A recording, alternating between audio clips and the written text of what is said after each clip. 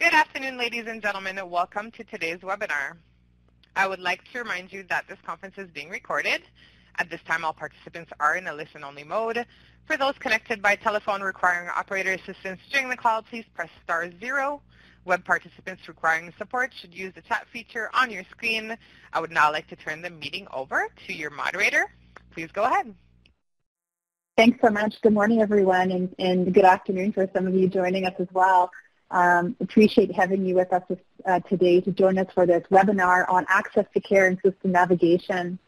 We're going to talk about how organizations have pivoted to support non-COVID-19 patients and families. Participants in this webinar are going to discuss changes in system navigation, such as shifting to virtual care, and how that might be affecting patients, families, and caregivers. We're going to explore how many changes are being co-developed with patient partners and communicated with their support. We're also going to talk about support needed to access care from a patient perspective and potential solutions and contingencies to address the challenges faced. My name is Julie Jury, and I'm the Strategic Lead for Patient Partnership at the Canadian Foundation for Healthcare Improvement, and I'll be facilitating the webinar today. A friendly reminder that we are recording today's webinar, and we will be providing the archive on our website in the days following this webinar. We're pleased to host the webinar series, Patient Partnership in a Time of COVID-19 bilingually, including this webinar. The telephone number to connect to the French audio is on the screen, and we invite you to use either official language when entering your questions and comments in the chat box. Our hope with this webinar series is that we're able to provide a platform for conversation for those involved in patient engagement, patient partnership, and patient leadership across Canada, those working within organizations and healthcare systems, and our patient, family, and caregiver partners who've been involved in system improvement. Our goal is to host discussions on topics that are relevant and timely in this time of COVID-19, and to provide an opportunity to welcome many perspectives on the topics at hand, to gain insights into innovative engagement practices, as well as where challenges remain. The chat box is the prime node of conversation. And based on past experience, that chat box moves very quickly, and we do our best to raise comments from the chat box throughout the conversation. We review all comments in the chat box in order to provide a summary of the conversation to be shared on our website the following week, so please check back. Also, these sessions, again, are recorded, and we will post those on the website as well if you'd like to go back to anything discussed or to review the chat box comments. They will be shared. On a different note, I want to highlight for you that we're also partnering with the community to make our patient engagement resources more useful and relevant at the Canadian Foundation for Healthcare Improvement. We would welcome your input and feedback.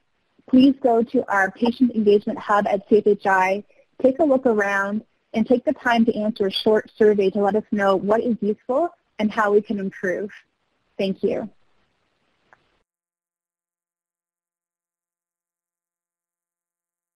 The focus for today's webinar is a discussion about the challenges and barriers to accessing care as a patient in a time of COVID, organization, patient, family, and caregiver partnership to reorganize access to care, and considerations on the current tools and techniques to support access to care for patients moving forward. I'd like to introduce you to our host for today's webinar, Heather Thiessen, a patient partner who's been working in this space for 11 years. Right now, Heather is part of the Patient Partnership Office at Accreditation Canada and Health Standards Organization. She's the co-chair of the Saskatchewan Health Authority Patient and Family Leadership Council.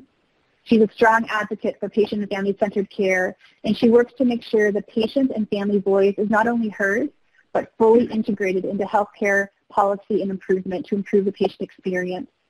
Heather, turning it over to you. Thank you so much, Julie, and good morning, everybody, and welcome to this really dynamic conversation. First, I want to say land acknowledgement. This is a photo of the prairies here in Saskatchewan, and so I just want to say, as we are gathered here today, we are acknowledging that we are on Treaty 6 land here in Saskatchewan, homeland of the Métis.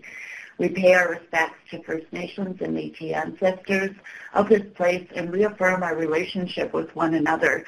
And I just ask you, wherever you are in Canada, to just silently to yourselves give acknowledgement for where you are in this time. But thank you so much, Julie. Next slide, please. I am as many of you know, but if you don't know, I am a chronically ill patient. I deal with two chronic neurological conditions, MS and myasthenia gravis, the double whammy, which sees me in and out of the healthcare system.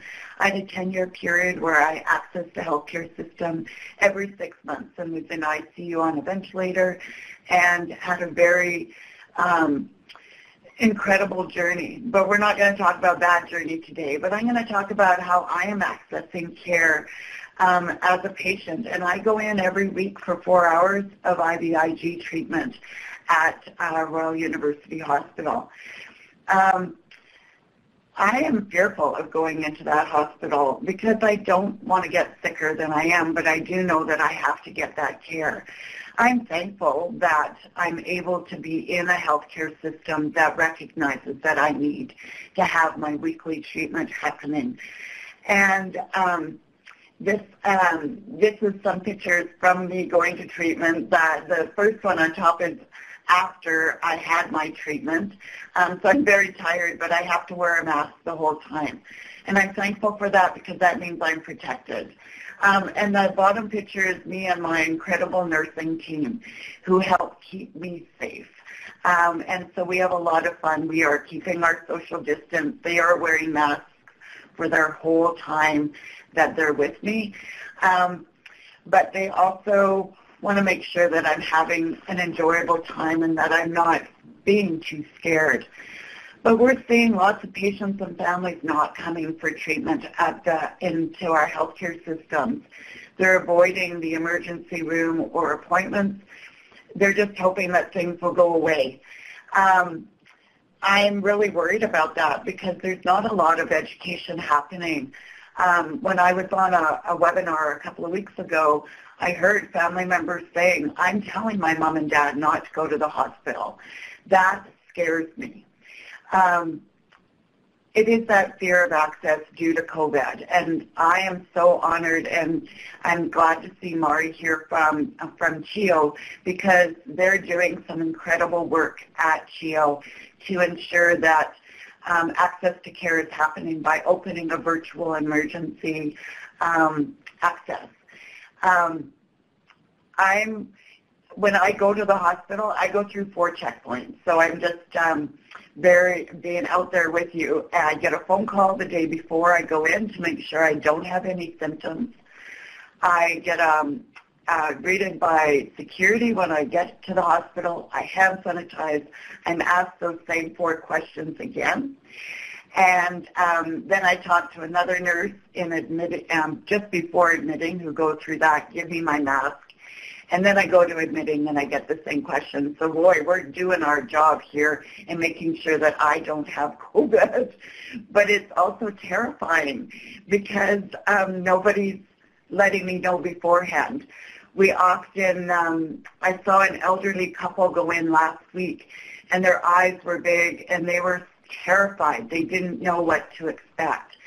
And this could be alleviated if we did a little bit more education for our patients and families who are accessing the healthcare system. That accessing healthcare system has always been an issue in our healthcare time. I've noticed in the past, but even now with COVID-19 happening, we're seeing that physio, home care, different accessing systems like dentists and eye doctors is not happening, or it's slowly being introduced. There is a fact that patients and families still get toothaches, they still get eye issues, they still have cancer, and they still need to access. So we need to have a discussion about how we could really adapt this and help people who are fearful of going in. I would love to see some creativity happening. Dr. Robin McGee is a great example how she used social media to get some well-needed cataract surgery for herself. She was able to access the healthcare system and use social media for that. And that is wonderful, and I'm so thankful that Robin was able to get that surgery done. But I'm also really worried about people like my neighbor, my wonderful neighbor Lisa, is a chronically ill patient and had to have major surgery last week. She doesn't have access to social media, and so she wasn't, she was able to get the surgery, but she wasn't allowed to have her husband with her, and that was terrifying for her. And there wasn't a lot of pre-education happening for her in order to make that an easy journey for her. So I think we need to really think about how we can be creative and work with our patients and families, those lived experience experts who may be accessing the healthcare system, to find a way to do it, because we need to make it accessible for all, and not just those who are able to be creative or have people that they know. Everybody deserves that right. How do we create that environment where people have clear communication overall? And we are hearing a gap in communication, but not only for patients and families, but sometimes for staff as well. And we need to fill that gap to ensure that they feel safe and have that access to care. And then the providers, when they're giving care, that they know that they can alleviate that fear by those conversations that they will have, either through video or in person or on phone conversations. But we have to make sure that that privacy is up in forefront. I think about my mom. My mom is 83. She doesn't even buy anything online. And to think about her accessing healthcare online would be petrifying. So, you know, we would have to talk her through that and let her know that it is safe. But we have to make sure on the other end that there is safety happening. So when you're starting conversations, you make sure you are acknowledging that this is a private conversation and that you're in a private way. And if you're not hearing it as patients and families, be bold and say, is this a private conversation, and make sure that you are initiating that as well. Times are changing in a minute, on a dime, and there's so many opportunities to alleviate this stress that patients and families will have. I personally believe it's through those lived experiences, as I said before, that will help us to create new ways of living and accessing care in a COVID-19 time. Health Standards Organization, one that I partner with, have created a virtual toolkit that is accessible for everyone. It's free. I would really like to say access that. It's really great for patients and families and for healthcare providers to use. So the next slide, please. So I'm really committed to breaking down the barriers, and on this next slide that's coming up really shows, this is a Facebook posting that I put on because I was noticing that there wasn't a lot of information. I kind of joked, it's kind of game for me, for the 8 weeks that I've been accessing care, I find something different that has happened in our healthcare system that I do not know about. So first week it was seeing security at the door. I'm thankful for security, but I'm like, oh boy, what's going on here? The next week it was something else. What was the mask? It was the phone calls, all that. So it's now the joke that my nurses and I wait for, and I will go in tomorrow, and we'll see if there's something new. But why aren't we telling people about this? So this is a little Facebook page thing that I decided to put for our patients and family advisors here in Saskatchewan, what they would expect if they were going to come into the healthcare system, to kind of alleviate that stress, to know that it's safe to go in, and that they will be supported.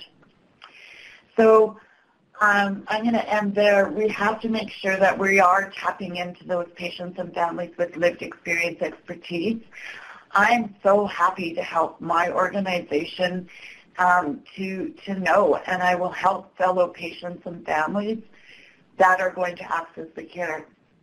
That's going to lessen the anxiety, and it's going to make it more trusting and transparent for everyone. So with that, I'm going to introduce you to Mario Lopez. Mario is an amazing patient partner who is a former member of Ontario's Minister's Patient Family Advisory Council, who is currently sitting on the Committee for System Coordination Access for e-Referral. And as a voting member, yay Mario, he is keen to provide meaningful insight from his own lived experience as a patient and has a great appreciation of how important it is to have equitable healthcare services that are transparent, safe, and accessible and efficient. So on to you, Mario. Thank you so much, Heather. I really appreciate that. I just want to give you a little bit of a perspective of what I've been going through. This pandemic has truly exposed gaps within our health system. Although I'm truly inspired by what we're finally able to use digital health and to help with virtual visits, I think that we have only begun to scratch the surface when it comes to what we're capable of doing. For me, there have been many challenges as well as successes during this time. I was scheduled for 3 separate specialist appointments during the months of March and April. And all of them, including my blood work, have been rescheduled for late August and late September. One of my appointments that I was really looking forward to was actually with an orthopedic surgeon on a consult for a knee replacement. And my orthopedic surgeon has all my diagnostic imaging because it was done at the same facility that she practices at. The appointment was perfectly scheduled for April, so that I was told that it would be approximately 8 to 10 weeks after the consult I would have the surgery done. And it was perfectly done that way so that my wife works in the school system, and I figured that she was off for the summer, so she would be a great assistant for me during my rehabilitation phase.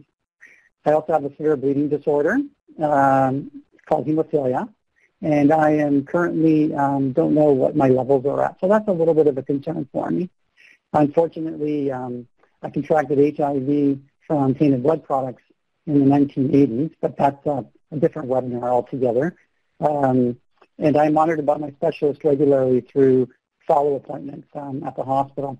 But I'm unable to have those appointments or find out what my CD4 counts are at, which is a marker to see how my immune system is doing. I feel that some of my follow-up appointments could have easily been done virtually. I can tell you that my family physician, she has been using virtual visits, and it's working out extremely well for her.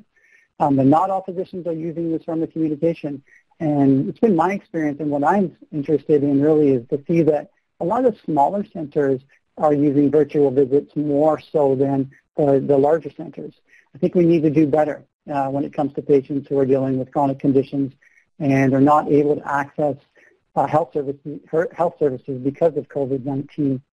Just because we're dealing with the pandemic, it doesn't miraculously make all the other conditions go away. I truly wish it would, though. And I'm frightened to see the effects of what this pandemic has had on patients and what we'll continue to have in the future going forward. This is yet to be determined. I was recently on a webinar and learned that clinical trials for patients have been suspended. They're vital therapies for patients when they need them. I think we can do better when it comes to that. We all need to work together going forward. I find that not all hospitals are beating to the sound of one drum. Each facility seems to have their own set of rules, which makes it difficult and confusing for patients. Patients are afraid to access care, and this is the job of our professionals to ensure that they're provided with the accurate information and ease those fears. Now, I don't claim to have all solutions, but we need to collectively collaborate to achieve the best possible solutions and push for policy change, and that is a huge factor, I think. We have solutions. I know we all do, but someone needs to listen. Not only listen, but to act on them as well, because you never see it. I've also seen great things taking place, as I mentioned previously, with digital health. We now have many virtual visits, which is absolutely incredible. It's been a long time in coming. I'm glad to see it. Recently, though, I was contacted by my local hospital, Guelph General, and they informed me that if I was in need of factor VIII replacement therapy, which is a medication I take for my bleeding for hemophilia, that I should first call the hospital to make sure the Canadian Blood Services had delivered it. Once I knew that the medication was delivered, I could proceed to the hospital, pull my vehicle up to the front entrance, and call the lab with my cell phone, and they would actually come down and bring the product to me so that I didn't have to go into the hospital if I didn't want to. I found this to be so proactive and efficient and totally patient-centered. I think the hospital reached out to me even before I started to worry how I was going to get my product. This is exactly the out-of-box thinking that I think needs to be taking place. I think that Guelph General did what they could to ensure that I had the best possible patient outcome I could have. And in closing, I hope to see that the experiences I had with Guelph General going forward at every hospital around this province and around this country. So thank you.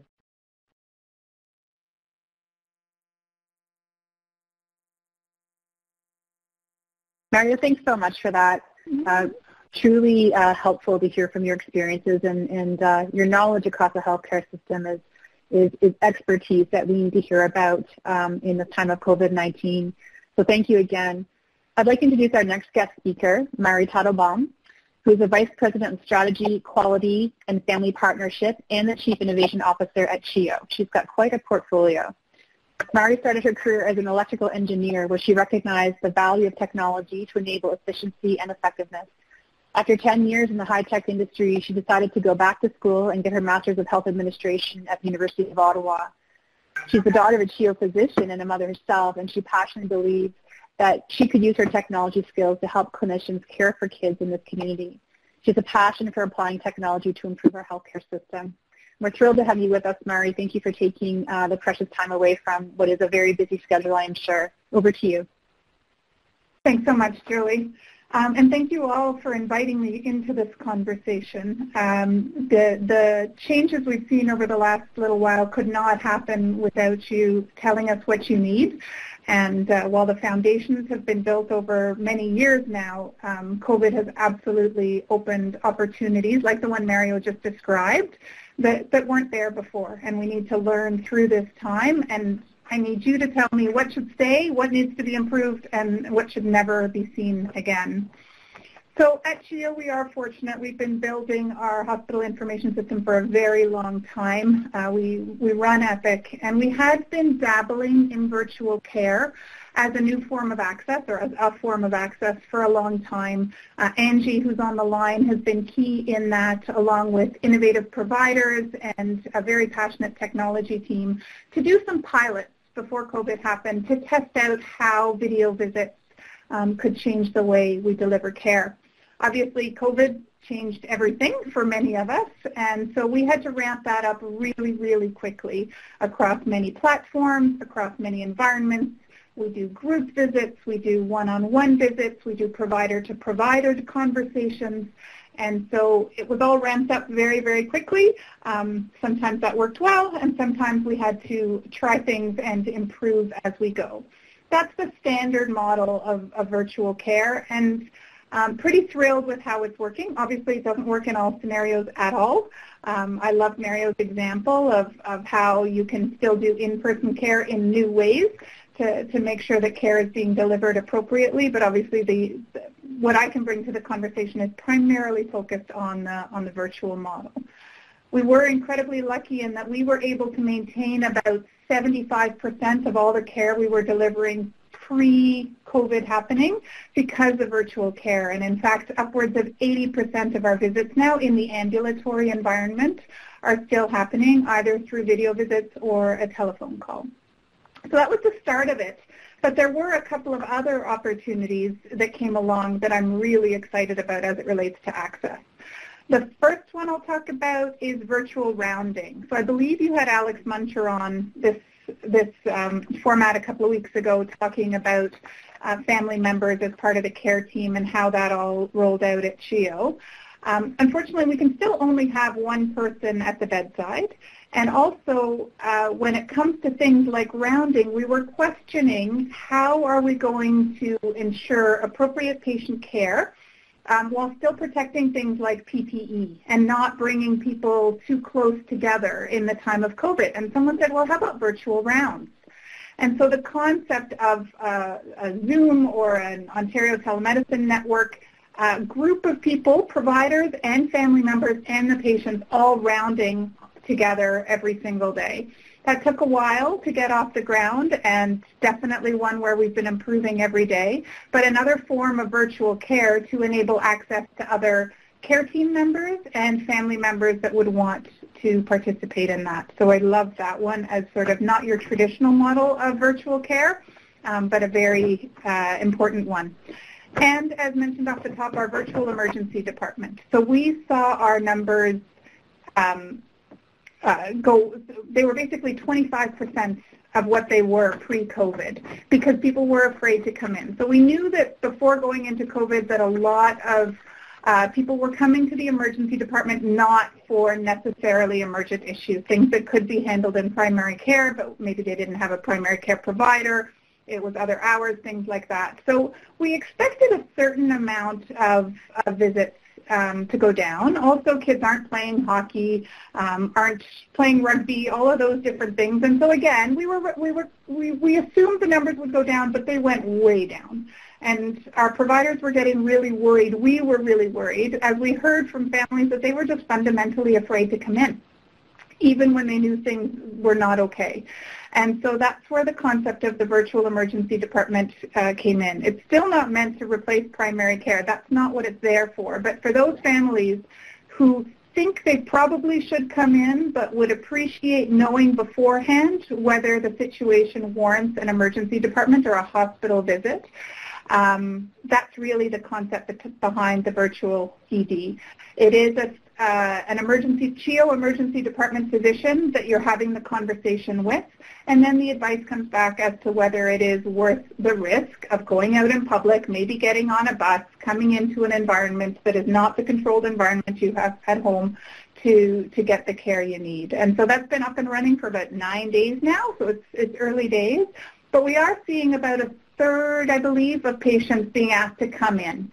So we're saving doing my math here, I should be better at this as an engineer, but 70% of patients being able to stay home and have the comfort that they didn't need to make that visit, but that 30% knowing that the visit is worth it, and that additional risk and discomfort associated with leaving home and coming into a healthcare environment these days was an appropriate use of their time and energy. So those are 3 examples of how we're trying to support access in new and different ways at CHEO.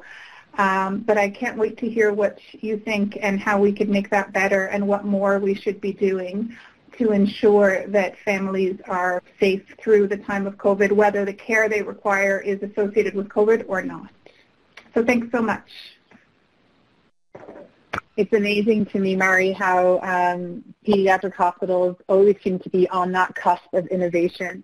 And I would say that some of those fierce moms and dads and your patients are pushing you to create those innovations and to create those important spaces. So congratulations on some of the work you've done, and it would be great to hear back from you, check in on how these things are working and the feedback and advice and lived experience that you're hearing from your patients and your families about. I'm going to bring us now into the question part of our conversation, and right on time, right on point at noon. So Mari, thanks for keeping us on track. I'm going to turn it over to Heather to walk us through 3 discussion questions, and just a reminder of a couple of things technically. We are going to capture the chat box discussion related to each question. We'll give you a little bit of warning time before we move to the next question or to the subsequent question, because the chat box will be cleared and we'll move to the next question. So we'll give you time, we'll give you fair warning to make sure that all your comments are captured. We really want this to be an active conversation. Share your knowledge. Share the tools that you have. Share what you have seen from an access or system navigation point of view for our patients, families, and caregivers out there, as well as for our patient engagement leaders. What are those challenges right now? What's really blocking us? I've been hearing a lot of communication, and I've been hearing a lot about fear and anxiety, and so how do we address that? Heather, I'm turning it over to you. Sure. First, I want to thank Mario for his insight as a patient Really appreciate that. And Mari, oh my goodness, thank you so much from the bottom of my heart. I'm almost crying here because it takes innovation and it takes really going to and listening to patients and families about what are the needs and how can we work together and create solutions. So thank you so much. So the first question we have here is really, what are the challenges and barriers to accessing care as a patient in time of COVID-19? So, let's take a few minutes just to throw some thoughts and ideas out. And I can see this is just going to erupt. So I'm very excited. So I'm going to have a look. We're going to let you type away, and I'll come on when we have about 2 minutes left. And Julie and I will just have a little chit-chat here. Yeah, you're going to find some quiet space as we let you sort of populate the chat box around these questions. And that's just really meant to give you time. But as we see it start to fill up, both Heather and I, Mario and Mari, we invite you as well to reflect on some of the comments that you might see there.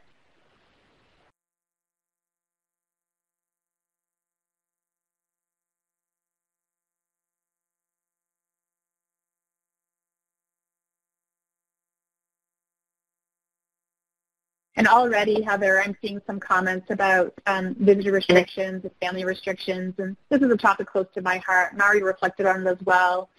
Yeah, and there's some that. Is that a challenge or barrier for you, Heather? There's lots of challenges. The no visitor, I know it's an angst for me, but we're going to get there. We're going to create solutions that are going to alleviate. I think we need to acknowledge these are uncertain times, and I want to acknowledge healthcare organizations for really trying to protect patients and families. And so now that we've been 8 weeks into this is where we can start making some changes. And from the comments, it's really about communication and how to alleviate the stresses for patients and families to access care. You should be going to the emergency department. Strokes still happen. Falls still happen. And to stay at home and suffer isn't appropriate either.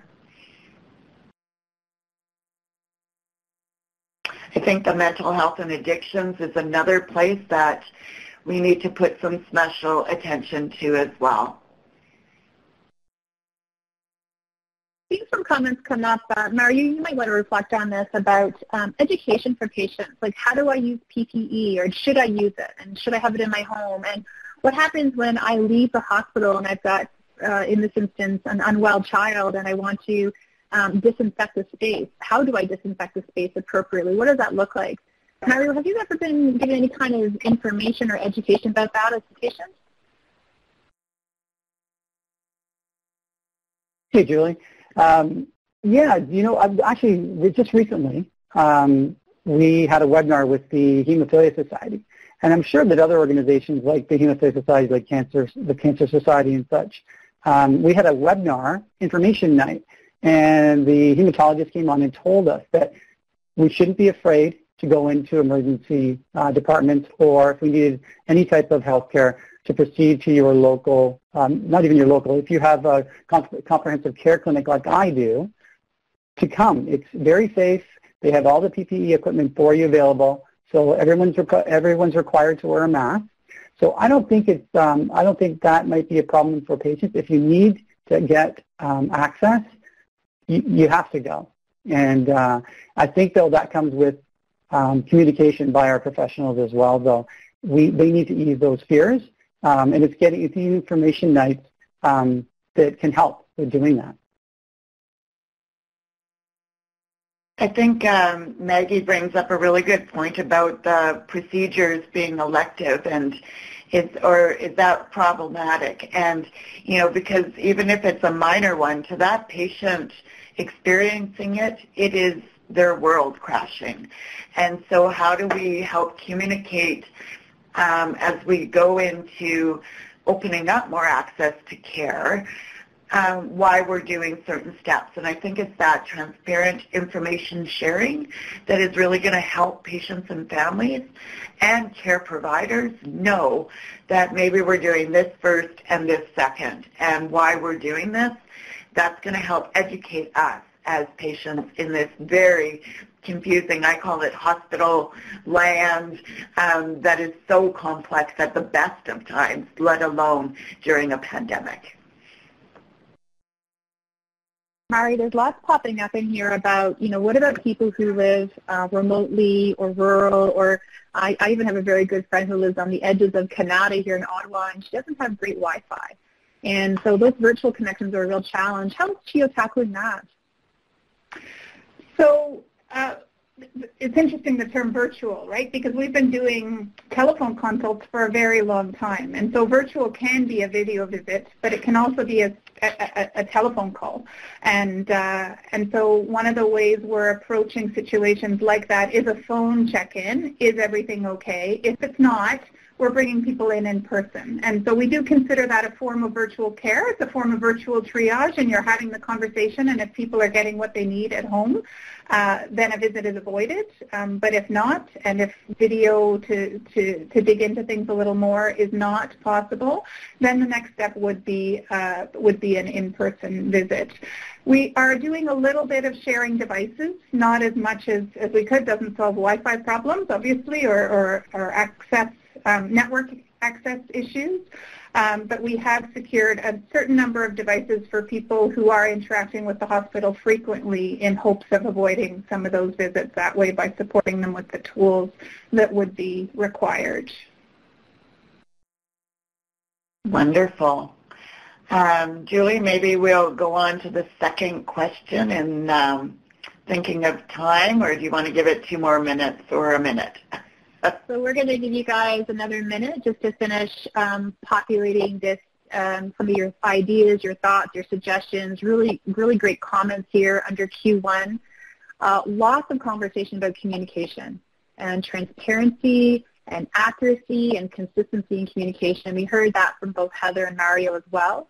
And I also want to mention, and we can perhaps discuss this in our next 2 questions, the issue about equity and diversity and inclusion and what that looks like from the access point of view. And that's a big one, very difficult, very challenging, but maybe we'll ask our guests to reflect on that as well.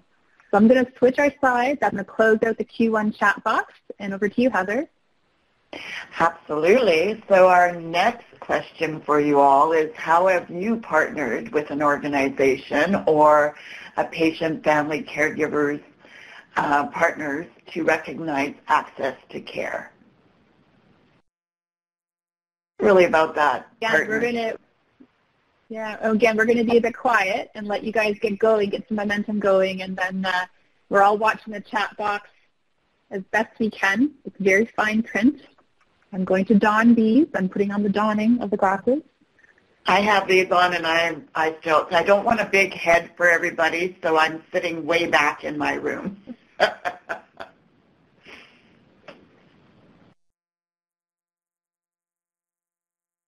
I do want to make a comment, again, related to the previous question about communication, and this came in through one of our patient partners about the concept of trauma-informed care and trauma communication. Many patients and their families who are experiencing great challenges and barriers to access to care right now, such as navigation, they've been in the system for a long, long time and have experienced a lot of challenges in the system and in some instances harm. And so how we support those families in a time of COVID-19, how we communicate with them, may need to look different. And I think that reflects on some of the comments previous as well around mental health, access to mental health, and the increases in the needs around mental health in this time as well. So I just wanted to reflect on that comment because it came up in the previous chat box. That's what I was noticing too. I know as a chronically ill patient, and I've been in those ICUs, and when the whole COVID-19 started, I was terrified that I would be one of those ones that would not get a ventilator if it went really, really bad like it was in Italy. And how do you, but you still have to go for treatment, you still have to try and keep positive, and but you have that kind of doom on you. So it's so important to take care of ourselves and to talk to families and friends about your wishes, about your advanced care directives, and also just to say, you know what, I'm scared. And, You know, and it's hard because I can't bring my loved one to the hospital with me for my treatment, but they can sure well drive me there and pick me up, and that is helpful because I can debrief about how I'm feeling. Mary, there's a lot of conversation here in the chat box about how families are being supported, either from a mental health perspective or perhaps patients with complex care needs. What are some of the things that you're doing to support families, not just access to care, but also that really strong communication and some of the ways you've reorganized yourself to offer support systems? Sure. Let's see. So, so there's a few things we're doing. Under the Kids Come First, which is sort of a pediatric-focused health team in Ontario, we're exploring, again, new models as things have shut down. How can we support respite? How can the team that maybe isn't providing direct care right now because things have had to be ramped down, how can they go into homes or into other spaces to support families in a different way than we do traditionally? So there's some opportunities there. There's also been town halls with specialists, so formats a lot like this, whether it is specific to child and youth mental health or complex care, actually having a town hall, having a conversation with providers and the community directly to try to answer some questions remotely, not necessarily in sort of a one-on-one conversation, but rather a community coming together. So I think we're averaging about one of those a week to try to stay connected. If I may, just reading through the chat box and listening, one of the biggest surprises that I heard from families through this that makes my day quite regularly is the concept of a bit of a shift in the power dynamic when you shift to virtual care. So traditionally, you're coming into a space you don't know. You're sitting in the office or in the exam room that is not your comfortable place. And when you introduce a video visit or a phone visit, but more so a video visit, I think, you're still face-to-face, you're still eye-to-eye in one way or another. But in fact, you haven't had to leave your comfortable place. You haven't had to leave your environment in order to engage in that conversation. And I've had a remarkable number of people talk about whatever is lost in not having that human connection in the exam room is actually gained in a shift in the power dynamic associated with the conversation. And I've always loved that as an unanticipated benefit of being forced to shift to some more virtual models. So I just wanted to share that as part of the conversation that I use a lot. Thanks. Yeah, I love that. I do have one worry with virtual care because I've heard some stories where maybe through psychiatric care and your house is a disaster and some some conceived notions might be happening like, oh, they're in a mess, so their life is a mess. But you know what, we're in a pandemic and I have kids at home and my life is kind of chaotic, but I think that needs to come into conversation that what you may see behind me isn't a reflective of what's happening right here. Mario, any thoughts on our comments here? Sorry, Julie. That's okay. Mario, I know that you've worked as a patient partner in many different areas of the healthcare system, and it's interesting to me as I read through this chat box, people who are feeling really engaged, people who feel that first they didn't have traction and now they're starting to get some traction. Caroline Alloway, a great colleague from the Change Foundation, who's a family caregiver partner, mentioned you've got to be persistent, because where she was raising issues earlier and getting no traction or no response, now she's actually starting to see her comments or the topic she's raising being placed on the agenda. Mario, can you reflect on some of your experiences over the past several weeks about being a patient partner, patient advisor, and how you've been received, the power dynamic that Mari mentioned as a patient advisor, and where you've been able to get traction? Yes. In certain areas, we were able to get traction, but in certain ones we're not. So I'm actually worried, to be honest with you. My access to care involves having maybe somebody that is a patient partner. So that access without that patient partner makes it a lot different if they're not there to help you with things that you've stated in your guidelines, Julie, as well as Maggie and Claire, in putting guidelines in place so that we can have essential partners in care when you're accessing care. We need to have them in place because they need to be the ones that are not for myself, because I can advocate for myself, but certain people can't have that. And so we need people to be able to ensure that the correct information is being transmitted to the doctors or whoever needs to know about it. So, but yes, virtual visits, I've actually had them with my family physician, and it's worked out extremely well. Unfortunately, I haven't been able to access any of my specialists. So I would hope that in the future that changes. Well, thank you so much, Mario, for that. You know what, Julie, I think it's time to go on to our last question. Agreed. So we're going to give you all another sort of 30-second warning. I see multiple attendees are still typing in the chat box, so I want you to finish your thoughts. And we're closing out question number 2. Moving on to question number 3. You guys are doing an amazing job. There's incredible comments here. This is amazing.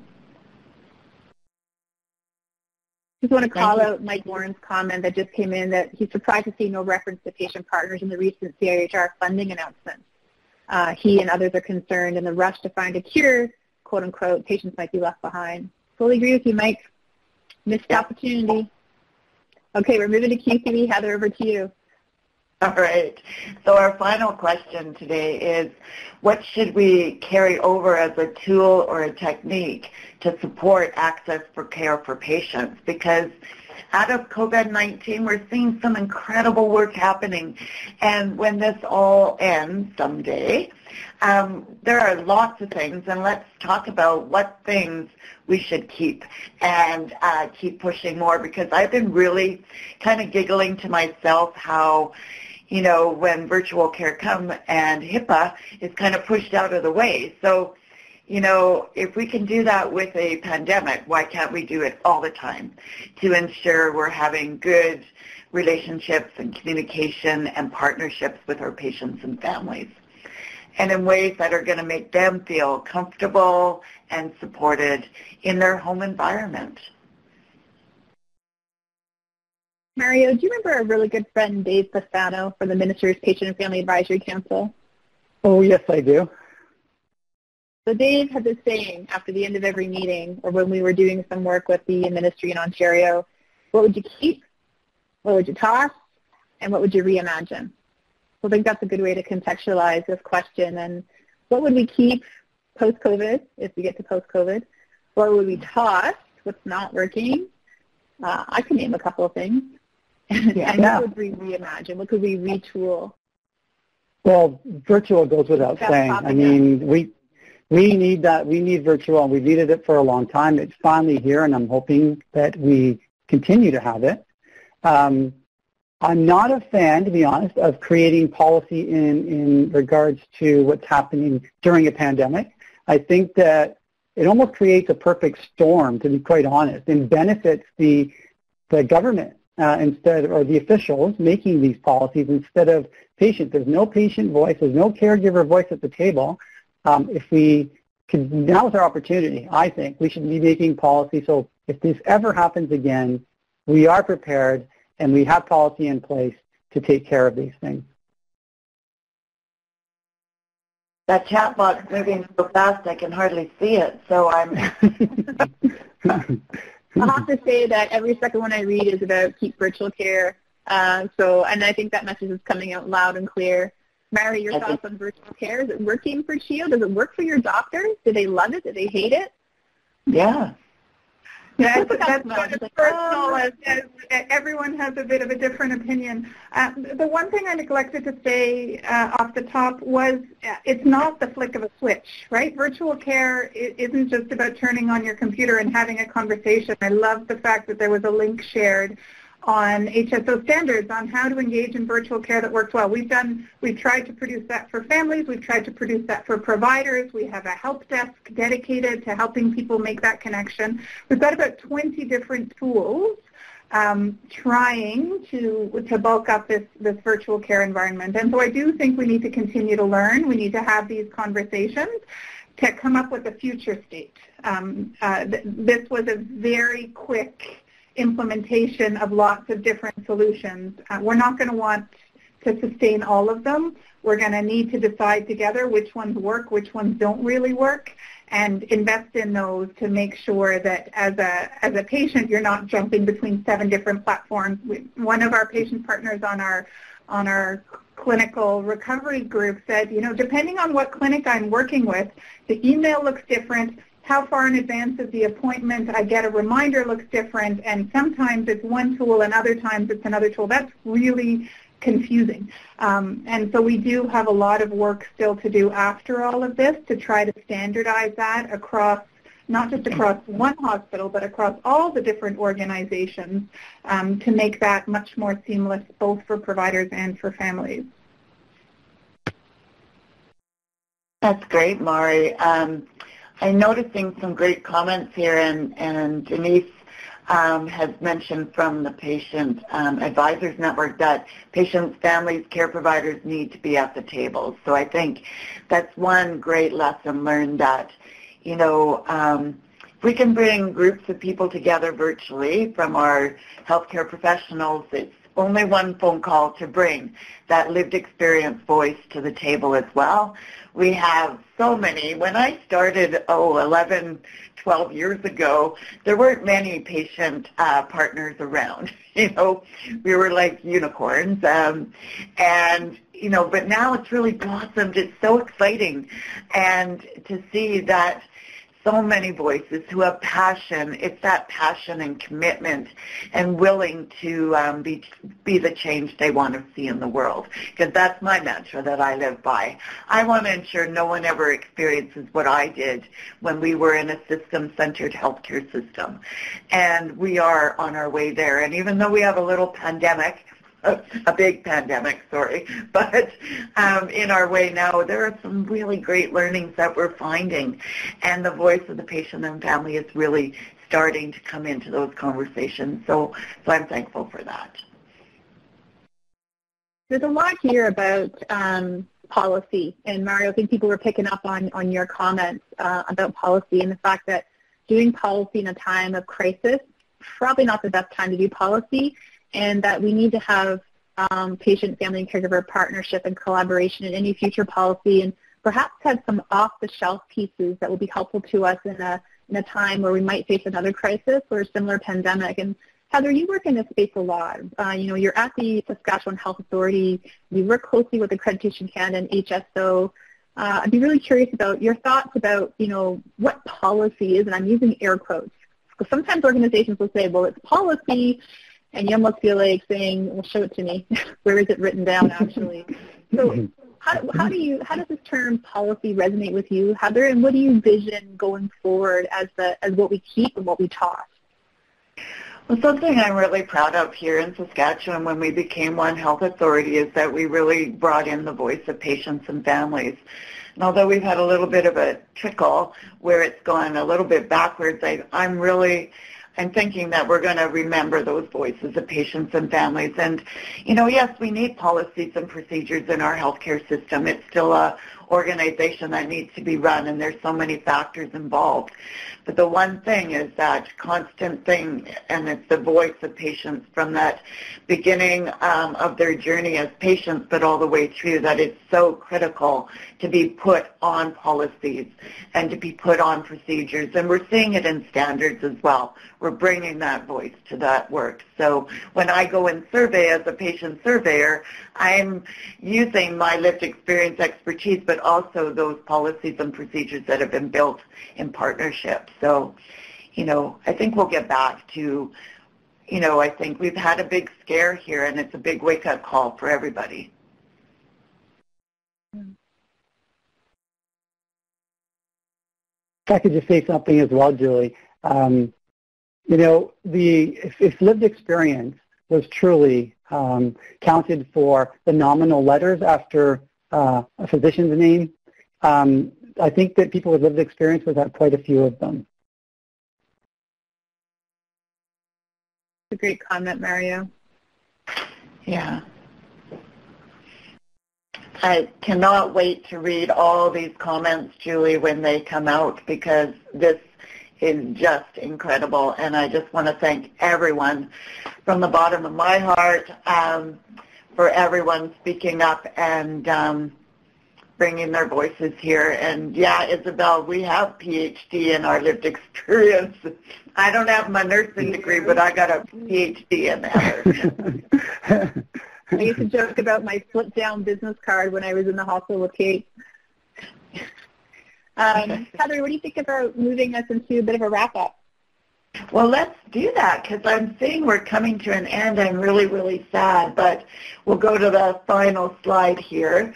And I just wanted to share, and I found this a beautiful picture. I took it the other night after a very weird day and night. And just like after a storm, the skies will start to clear. So we will emerge with our new access to care on how visits with our care providers may take place. It is the opportunity as we go forward on how we can use the lived experience expertise of patients, families, care providers, and how they have adapted to the new ways of this new norm. And that will be instrumental to ensure safe care for others who will be accessing care. We are seeing great examples of many organizations like Cancer Care Ontario, CHEO, who are really standing out there for their leadership and seeing what is possible instead of saying what is not possible. So thank you, Heather, so much for being available yet again to the CFHI family and for hosting this webinar. Mario and Mari, thanks so much for your reflections, your expertise, your knowledge. Mari, for the incredible leadership at CHEO, and Mario, for your incredible leadership as a patient partner. I want to thank our behind-the-scenes folks. We have an incredible production team, Sheena and Kelly, who make this all happen, and Isabel Joncas, who's a member of our patient and family engagement team at CFHI, who helps to pull this together from a logistical point of view. We do meet a couple times before we launch these things, so I hope it was a seamless experience for all of you. I hope that the brainstorming and the discussion and the chatting has inspired you, has given you some ideas for the path forward, and invite you to join us for our next webinar on May 26th, which will be co-hosted by Claire Snydam from British Columbia and Carol Fencott, the Director of Patient and Family Engagement at CFHI.